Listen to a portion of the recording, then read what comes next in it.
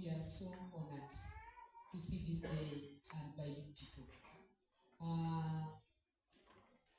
The chief guest, CPA Celeste, God bless you. Yeah, so all protocols observed. I welcome everyone to this great occasion. And I really thank God for making it what it is today. I want to just say that there's one thing that we talked about some time back before my husband, Robert Jerry, did the book True Leadership, that there is always a giant in us that is sleeping, that needs to be awakened. So there is that giant that is sleeping in you, that you really need to wake it up. So he did the same, and he's here. We are having a book again, becoming the urgent change. May God bless you all that have come today, and we welcome you all in Jesus' name. Amen. God bless you. Thank you so much.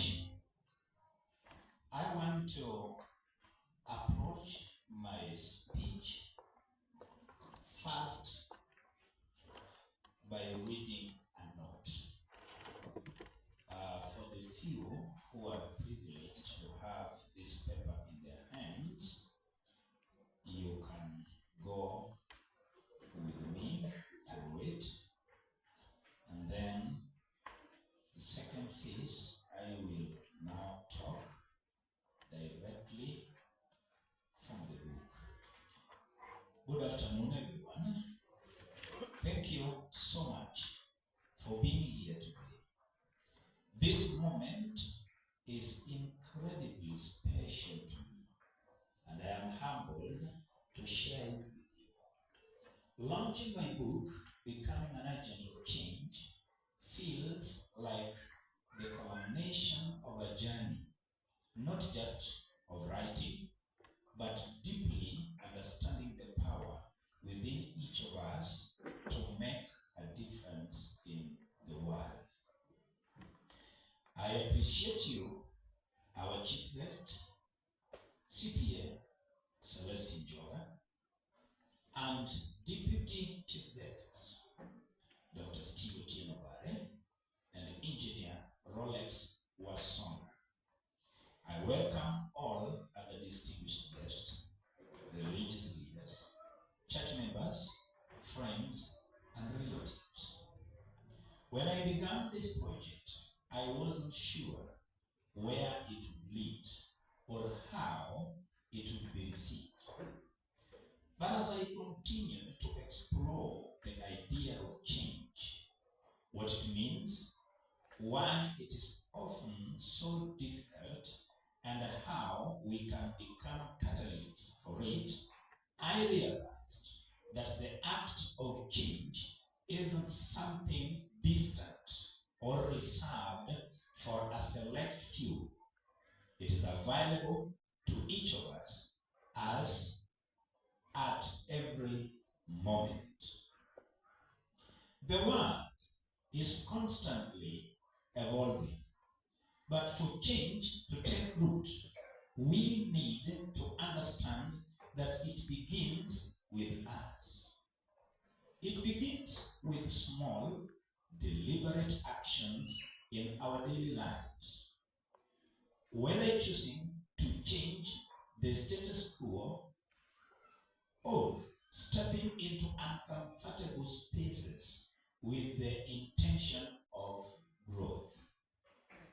Becoming an agent of change is not a guide to transforming the world overnight. Rather, it is a call to action for all of us to take responsibility for the shifts we want to see in our communities, our workplaces, and our homes or families.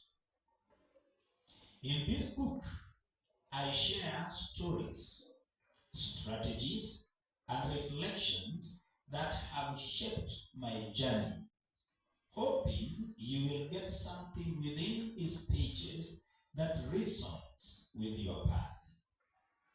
Change doesn't have to be grandiose.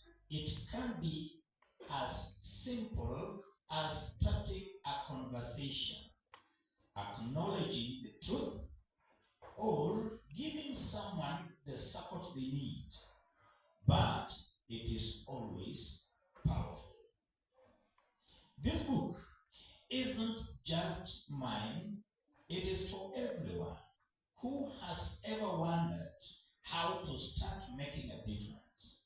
Anyone who feels to pull to do more, and anyone who wants to leave a positive mark in the world.